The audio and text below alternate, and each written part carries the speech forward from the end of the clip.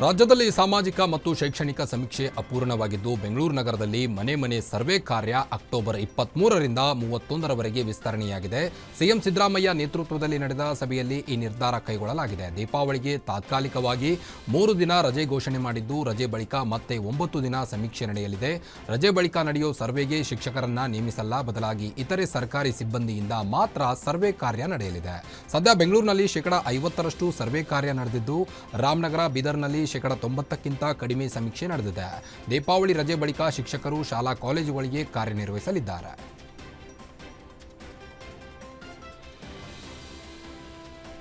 Silicon city ಬೆಂಗಳೂರಿನಲ್ಲಿ ಕಳೆದ 3 ತಿಂಗಳಿನಿಂದ ರೇಷನ್ಗಾಗಿ ವ್ಯಕ್ತಿಯೋರ್ವ ತೀವ್ರ ಪರದಾಡ್ತಿದ್ರು. ಈ ಬಗ್ಗೆ ಒನ್ ನೇಷನ್ ಒನ್ ರೇಷನ್ ಕುರಿತಂತೆ ಗ್ಯಾರಂಟಿ ನ್ಯೂಸ್ನ ಸುದೀರ್ಘ ವರದಿ ಪ್ರಸಾರ ಮಾಡಿತ್ತು. ಗ್ಯಾರಂಟಿ ನ್ಯೂಸ್ ವರದಿಯಿಂದ ಎಚ್ಚೆತ್ತ ಆಹಾರ ಇಲಾಖೆ ಅಧಿಕಾರಿಗಳು ರೇಷನ್ ಇಲ್ಲದೆ ಕಂಗಾಲಾಗಿದ್ದ ನಾಗಶೆಟ್ಟಪ್ಪ ಅವರಿಗೆ ಪಡಿತರ ಅಕ್ಕಿ ವಿತರಿಸಿದರು. ಇನ್ನು ಪಡಿತರ ಅಕ್ಕಿ ಕೊಡಿಸಿದ ಗ್ಯಾರಂಟಿ ನ್ಯೂಸ್ಗೆ ನಾಗಶೆಟ್ಟಪ್ಪ ಧನ್ಯವಾದ ತಿಳಿಸಿದರು. ಗ್ಯಾರಂಟಿ ನ್ಯೂಸ್ನಿಂದಲೇ ನನಗೆ ರೇಷನ್ ಸಿಕ್ತು ಎಂದು ಸಂತಸ ವ್ಯಕ್ತಪಡಿಸಿದರು. ಸುದ್ದಿ ಖಚಿತ, ನ್ಯಾಯ ನಿಶ್ಚಿತ ಎನ್ನುವಂತೆ ಗ್ಯಾರಂಟಿ ನ್ಯೂಸ್ ಕಂಗಾಲಾಗಿದ್ದ ನಾಗಶೆಟ್ಟಪ್ಪ ಅವರಿಗೆ ನ್ಯಾಯ ಕೊಡಿಸಿದೆ. ರೇಷನ್ ಸಿಗ್ಲಿಕ್ಕೆ ಕಾರಣ ನೀವೇ ಸರ್. ಇಲ್ಲೋದ್ರೆ ಯಾರಿಗೆ ಹೇಳ್ತೀವಿ ಏನಾದರೂ ಫುಡ್ ಆಫೀಸರ್ ಹತ್ರ ಹೋದ್ರು ಕುಡಿಸ್ತೀನಿ ಅಂತ 2 ತಿಂಗಳಿಂದ ನಾಟಕ ಮಾಡಿದ್ರು ಸರ್. ನಾನು ಚಾನಲ್ನಲ್ದರೂ ಹೋಗ್ತೀನಿ, ಅವ್ರು ಏನಾರ ನನಗೆ ಹೆಲ್ಪ್ ಮಾಡ್ತಾರೆ. ನ್ಯಾಯ ಸುದ್ದಿ ಖಚಿತ, ನ್ಯಾಯ ನಿಶ್ಚಿತ ಗ್ಯಾರಂಟಿ ನ್ಯೂಸಲ್ಲಿ ಒಂದು ಬೋರ್ಡ್ ನೋಡಿದರೆ ಅದಕ್ಕೆ ಹೋಗ್ಬೇಕಂತ ತೀರ್ಮಾನ ಐತೆ ಸರ್. ಅದಕ್ಕೆ ನಿಮ್ಮ ಹತ್ರ ಬಂದಿದ್ದಕ್ಕೆ, ನೀವು ಕುಡಿಸಿದ್ದಕ್ಕೆ ಅದು ಖುಷಿ ಐತೆ ಸರ್. ನಮಗೆ ಇವಾಗ ಏಜ್ ಇದ್ದವ್ರಿಗೆ ತಕ್ಷಣ ಹೋದ್ರೆ ಕೊಟ್ಟರೆ ಖುಷಿ ಐತೆ ಸರ್. ಅದೇ ಇಂಪಾರ್ಟೆಂಟ್. ಅವರು ಏನು ಮಾಡ್ಕೋ ಫುಡ್ ಆಫೀಸರ್ ಆಗಲಿ, ಈ ರೇಷನ್ ಡಿಪೋದರಾಗಲಿ, ಎಸ್ಪೆಷಲಿ ಬೇರೆ ಕಡೆ ಕೆಲವೊಂದು ಹನುಮಂತ ನಗರ, ಶ್ರೀನಗರೆಲ್ಲ ಕೊಟ್ಟಿದ್ದಾರೆ ಸರ್. ಈ ಶ್ರೀರಾಮ್ಪುರಲ್ಲಿ ಒಬ್ಬರು ಕೊಡಲ್ಲ ಸರ್. 11 ರೇಷನ್ ಡಿಪೋ ಇದೆ. ಅವ್ರಿಗೆ ನೀವು ಹೇಳಿ ಸರ್, ಒಂದು 10 ಜನ 15 ಜನ ಇರ್ತಾರೆ. ಈ ನಮ್ಮ ಏರಿಯಾದೆಲ್ಲ ಔಟ್ಸೈಡ್ ಬಂದು ಅದು ಖುಷಿ ಸರ್. ಇದು ರೇಷನ್ ಸಿಗ್ಲಿಕ್ಕೆ ಕಾರಣ ನೀವೇ ಸರ್. ಇಲ್ಲೋದ್ರೆ ಯಾರಿಗೆ ಹೇಳ್ತೀವಿ. ಮುಂದೊಂದು ದಿನ ಸತೀಶ್ ಜಾರಕಿಹೊಳಿ ರಾಜ್ಯದ ಸಿಎಂ ಆಗೇ ಆಗ್ತಾರೆ ಅಂತ ಬಾಗಲಕೋಟೆ ಜಿಲ್ಲೆಯ ಮುಧೋಳದಲ್ಲಿ ಸಚಿವ ಆರ್.ಬಿ. ತಿಮ್ಮಾಪುರ್ ಭವಿಷ್ಯ ನುಡಿದಿದ್ದಾರೆ. ಜಡಗಣ್ಣ ಬಾಲಣ್ಣ ಕಂಚಿನ ಮೂರ್ತಿ ಅನಾವರಣ ಹಾಗೂ ವಾಲ್ಮೀಕಿ ಜಯಂತಿ ಕಾರ್ಯಕ್ರಮದ ವೇಳೆ ಮಾತನಾಡಿದ ಅವರು, ಎಲ್ಲರ ನಿರೀಕ್ಷೆಯಲ್ಲಿರುವಂತೆ ನನ್ನ ನಾಯಕ ಸತೀಶ್ ಜಾರಕಿಹೊಳಿ ಅವರೇ ಮುಂದಿನ ಸಿಎಂ. ಸತೀಶ್ ಜಾರಕಿಹೊಳಿ ಸಿಎಂ ಆಗೋದನ್ನ ಯಾರೂ ತಡೆಯಲು ಸಾಧ್ಯವಿಲ್ಲ ಅಂತ ಹೇಳಿದರು.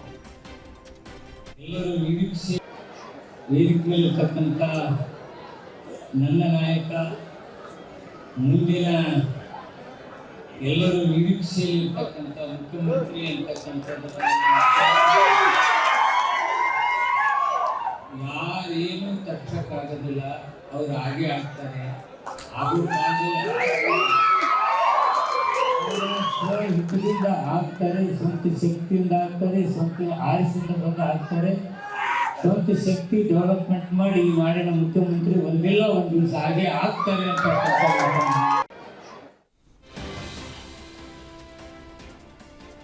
ಯಾವುದೇ ರಾಜಕೀಯ ಸ್ಥಿತ್ಯಂತರ ಇದ್ರೂ ಅದು ಬಿಹಾರ್ ಎಲೆಕ್ಷನ್ ನಂತರ ಆಗಲಿದೆ. ಅದಕ್ಕಿಂತ ಮುಂಚೆ ಏನಾದರೂ ನಡೆಯುತ್ತೆ ಅನ್ನೋದು ಕೇವಲ ನಿಮ್ಮಗಳ ಊಹೆ ಎಂದು ತುಮಕೂರಿನಲ್ಲಿ ಮಾಜಿ ಸಚಿವ KN ರಾಜಣ್ಣ ತಿಳಿಸಿದ್ರು. ಬಿಹಾರದಲ್ಲಿ ಕಾಂಗ್ರೆಸ್ ಬರುತ್ತೋ ಬಿಡುತ್ತೋ ಗೊತ್ತಿಲ್ಲ. ರಾಜಕೀಯದಲ್ಲಿ ಏನ್ ಬೇಕಾದರೂ ಆಗಬಹುದು. ನಾನು ಅವತ್ತು ಸೋಮವಾರ ಬೆಳಗ್ಗೆ ಮಂತ್ರಿಯಾಗಿ ವಿಧಾನಸೌಧಕ್ಕೆ ಹೋಗಿದ್ದೆ. ಆಚೆ ಬರುವಾಗ ಮಾಜಿ ಮಂತ್ರಿಯಾದ. ಇದು ರಾಜಕೀಯ ಬೆಳವಣಿಗೆ. ನನ್ನ ವಿರುದ್ಧ ನಡೆದಿರುವ ಷಡ್ಯಂತ್ರವನ್ನ ಬಿಹಾರ್ ಎಲೆಕ್ಷನ್ ನಂತರ ಹೇಳ್ತೇನೆ ಅಂತ ಹೇಳಿಕೆ ನೀಡಿದರು. ನಾವು ನೋಡ್ತಾ ಇದ್ದೀವಿ, ಯಾವುದೇ ರಾಜ್ಯದಲ್ಲಿ ನಮ್ಮ ರಾಜ್ಯದಲ್ಲಿ ರಾಜಕೀಯ ಸ್ಥಿತ್ಯಂತರಗಳು ಏನೇ ಇದ್ರೂ ಕೂಡ it is only Bihar election result ಬಂದ ಮೇಲೆ ಅಲ್ಲಿನವರೆಗೂ ಏನೇ ಇದ್ರೂ ಕೂಡ ನಿಮ್ಮೆಲ್ಲರದ್ದು ಊಹೆ ಅಷ್ಟೇ. ನನ್ನ ಒಂದು ಸ್ಪಷ್ಟವಾದಂಥ ಉತ್ತರ. ಕಾಂಗ್ರೆಸ್ ಬರೋದು ಇನ್ನೊಂದು ಬರ್ತದೋ ನೋಡಿ. ರಾಜಕೀಯ ಅಂತಕ್ಕಂಥ ಬರ್ತದೆ ಬರಲ್ಲ ಅದನ್ನಲ್ಲಪ್ಪ. ರಾಜಕೀಯದಲ್ಲಿ ನೋಡು, ಪ್ರತಿಯೊಂದು ಘಟನೆಗಳು ಕೂಡ ಒಂದೊಂದು ತಿರುವನ್ನು ತೆಗೆದುಕೊಳ್ತದೆ.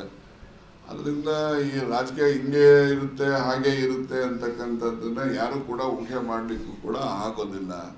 ಈಗ ನಾನು ಸೋಮವಾರ ದಿವಸ ಬೆಳಿಗ್ಗೆ ಮನೆಯಿಂದ ಹೋದಾಗ ಮಂತ್ರಿ ಅಂತ ಹೋದೆ, ವಿಧಾನಸೌಧಕ್ಕೆ ಒಳಗಡೆ ಹೋಗಿ ಕೂತಾಗಲೂ ಮಂತ್ರಿ, ಆಚೆಗೆ ಬರೋವಾಗ ಮಾಜಿ ಮಂತ್ರಿ ಆದೆ. ಅದೇನು ಹೇಳಕ್ಕೆ ಯಾರನ್ನು ಊಹೆ ಮಾಡಿದ್ರ? ಹಾಗಾಗಿ ರಾಜಕಾರಣ ಅಂತಕ್ಕಂಥದ್ದು ನಿಂತ ನೀರು ಅಲ್ಲ, ಮತ್ತು ಅದೆಲ್ಲವೂ ಕೂಡ ಒಂದು ತ್ವರಿತವಾಗಿ ಆಗ್ತಕ್ಕಂಥ ಪ್ರಕ್ರಿಯೆ.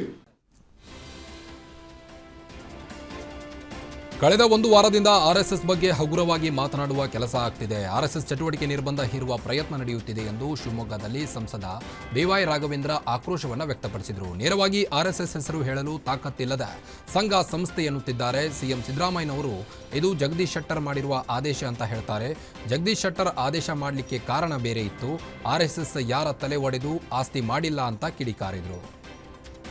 ಕಳೆದ ಒಂದು ವಾರದಿಂದ ರಾಷ್ಟ್ರೀಯ ಸ್ವಯಂ ಸೇವಕ ಸಂಘದ ಬಗ್ಗೆ ಹಗುರವಾಗಿ ಮಾತಾಡುವಂಥ ಪ್ರಯತ್ನ, ನಮ್ಮ RSSನ ಶಾಖೆಗಳು ಏನು ನಡೀತಾ ಇದೆ ಅಲ್ಲಿ ನಿರ್ಬಂಧ ಹೇರುವಂಥ ಒಂದು ಪ್ರಯತ್ನ ಸಾರ್ವಜನಿಕ ಸ್ಥಳಗಳಲ್ಲಿ ಮಾಡಬಾರ್ದು ಅಂತೇಳಿ ಇವ್ರಿಗೆ ನೇರವಾಗಿ ರಾಷ್ಟ್ರೀಯ ಸ್ವಯಂ ಸೇವಕ ಸಂಘ ಅಂತ ಹೇಳೋಕ್ಕೆ ತಾಕತ್ತಿಲ್ಲದೆ ಎಲ್ಲ ಸಂಘ ಸಂಸ್ಥೆಗಳು ಅನ್ನೋ ರೀತಿಯಲ್ಲಿ ಹೇಳ್ತಾ ಇದ್ದಾರೆ.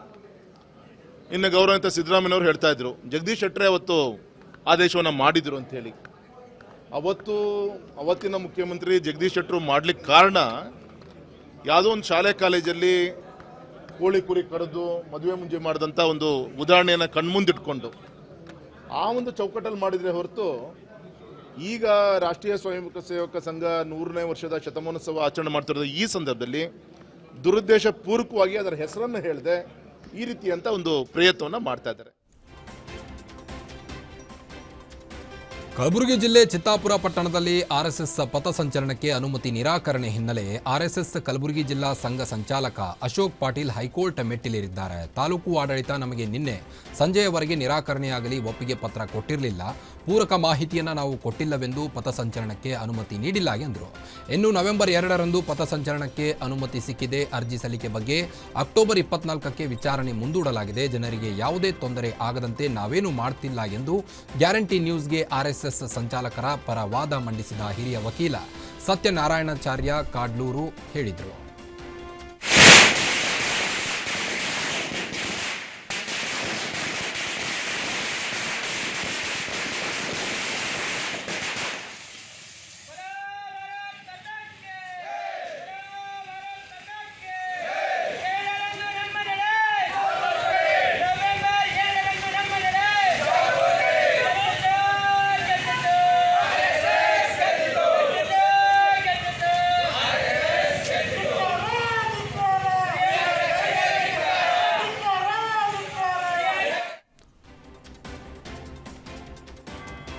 ಆರ್ಎಸ್ಎಸ್ ಹಾಗೂ ಸರ್ಕಾರದ ಸಂಘರ್ಷ ವಿಚಾರ ಸಂಬಂಧ ಎವರೆಸ್ಟ್ ಪರ್ವತಕ್ಕಿಂತ ಮೇರು ಪರ್ವತ ಆರ್ಎಸ್ಎಸ್ ಎಂದು ಚಿಕ್ಕಬಳ್ಳಾಪುರ ಜಿಲ್ಲೆಯ ಶಿಡ್ಲಘಟ್ಟ ಪಟ್ಟಣದಲ್ಲಿ ಪರಿಷತ್ ವಿಪಕ್ಷ ನಾಯಕ ಛಲವಾದಿ ನಾರಾಯಣಸ್ವಾಮಿ ಹೇಳಿದರು. ಆರ್ಎಸ್ಎಸ್ ಅನ್ನು ಏನು ಮಾಡೋಕೆ ಆಗಲ್ಲ.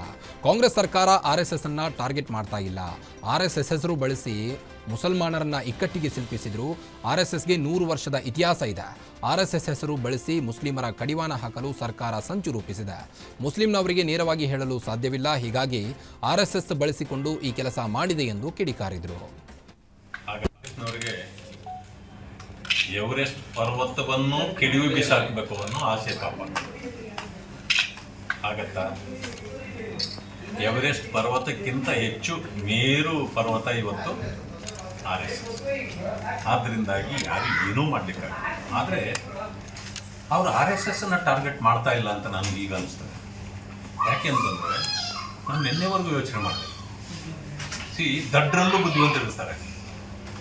ಪ್ರಿಯಾಂಕಾ ಖರ್ಗೆ ಅವರಾಗಲಿ, ಹರಿಪ್ರಸಾದ್ ಅವರಾಗಲಿ, ಮಾನ್ಯ DK ಶಿವಕುಮಾರ್ ಅವರಾಗಲಿ, ಮುಖ್ಯಮಂತ್ರಿಗಳಾಗಲಿ, ಎಲ್ಲರೂ ಮಾಡಿದ್ದೇನು ಗೊತ್ತಾ? RSS ಹೆಸರನ್ನು ಬಳಸಿದರು. ಮುಸಲ್ಮಾನ್ ಬಂಧುಗಳನ್ನು ಇಕ್ಕಟ್ಟಿಗೆ ಸಿಕ್ಕಿಸಿದರು. RSS ಯಾವುದೂ ಕೂಡ ಪರ್ಮಿಷನ್ ತಗೊಳ್ಳದೆ ಏನನ್ನೂ ಮಾಡಲ್ಲ. ಅದು 100 ವರ್ಷದ ಚರಿತ್ರೆ ಇದೆ. ಆದರೆ ಮುಸಲ್ಮಾನರು ಏನು ಮಾಡ್ತಿದ್ರು? ಅವರ ಪ್ರಕಾರ ತಲವಾರನ್ನು ಹಿಡ್ಕೊಂಡು ಓಡಾಡ್ತಿದ್ರು. ಆರ್ಎಸ್ಎಸ್ಗೆ 100 ವರ್ಷ ತುಂಬಿದ ಹಿನ್ನೆಲೆ ಮಂಡ್ಯ ಜಿಲ್ಲೆಯ ಪಾಂಡವಪುರ ಮದ್ದೂರು ಪಟ್ಟಣದಲ್ಲಿ ಆರ್ಎಸ್ಎಸ್ ಕಾರ್ಯಕರ್ತರು ಪಥಸಂಚಲನ ನಡೆಸಿದರು. ಗಣವೇಷಧಾರಿಗಳಾಗಿ ಪಟ್ಟಣದ ಮುಖ್ಯ ರಸ್ತೆಯಲ್ಲಿ ಪಥಸಂಚಲನ ನಡೆಸಿದರು. ಪಥಸಂಚಲನದಲ್ಲಿ ಸಾಗಿದ ಗಣವೇಷಧಾರಿಗಳ ಮೇಲೆ ಜನರು ಪುಷ್ಪವೃಷ್ಟಿ ನಡೆಸಿದರು. ಇನ್ನು ಪಥಸಂಚಲನದಲ್ಲಿ ಬಿಜೆಪಿ ಹಾಗೂ ಹಿಂದೂಪರ ಸಂಘಟನೆಯ ಪದಾಧಿಕಾರಿಗಳು ಭಾಗಿಯಾಗಿದ್ದರು.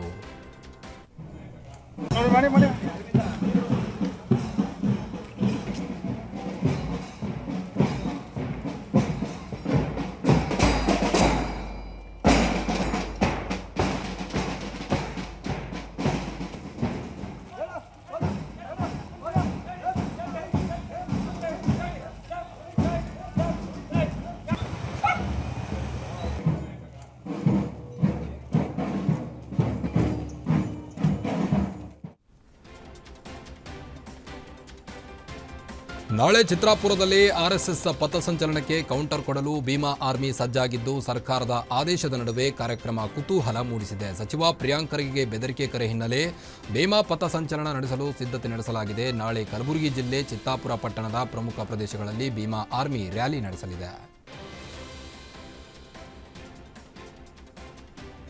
ಹಾಸನಾಂಬೆ ದರ್ಶನದ ವೇಳೆ ಕೇಂದ್ರ ಸಚಿವ ಎಚ್.ಡಿ. ಕುಮಾರಸ್ವಾಮಿಗೆ ಅಗೌರವ ತೋರಿದ ಆರೋಪ ಕೇಳಿಬಂದಿದೆ. ಅಲ್ಲದೆ ಸ್ಥಳೀಯ ಶಾಸಕರನ್ನ ಕಡೆಗಣಿಸಲಾಗಿದೆ ಎಂದು ಆಕ್ರೋಶ ವ್ಯಕ್ತವಾಗಿದ್ದು, ಹಾಸನಾಂಬೆ ದೇವಾಲಯದ ಮುಂದೆ ಜೆಡಿಎಸ್ ಪ್ರತಿಭಟನೆ ನಡೆಯಿತು. ಇನ್ನು ಪ್ರತಿಭಟನಾ ಸ್ಥಳಕ್ಕೆ ಆಗಮಿಸಿದ ಶಾಸಕ ಮಾಜಿ ಸಚಿವ ಎ. ಮಂಜು ಸ್ಥಳಕ್ಕೆ ಜಿಲ್ಲಾಧಿಕಾರಿ ಬರುವವರೆಗೂ ಪ್ರತಿಭಟನೆ ನಡೆಸುವುದಾಗಿ ಎಚ್ಚರಿಕೆ ನೀಡಿದರು. ಈ ವೇಳೆ ಪ್ರತಿಭಟನಾಕಾರರ ಮನವೊಲಿಸಲು ಉಪವಿಭಾಗಾಧಿಕಾರಿ ಮಾರುತಿ ಯತ್ನಿಸಿದರು. ಉಪವಿಭಾಗಾಧಿಕಾರಿ ಮಾತನ್ನ ಪ್ರತಿಭಟನಾಕಾರರು ಮಣಿಯಲಿಲ್ಲ. ಜಿಲ್ಲಾಧಿಕಾರಿ ಲತಾ ಕುಮಾರಿ ಸ್ಥಳಕ್ಕೆ ಬರಲೇಬೇಕು ಎಂದು ಪಟ್ಟು ಹಿಡಿದರು. ಇನ್ನು ದೇವಾಲಯದ ಒಳನುಗ್ಗಲು ಯತ್ನಿಸಿದ ಪ್ರತಿಭಟನಾಕಾರರನ್ನ ನಿಯಂತ್ರಿಸಲು ಪೊಲೀಸರು ಹರಸಾಹಸವನ್ನ ಪಟ್ಟರು.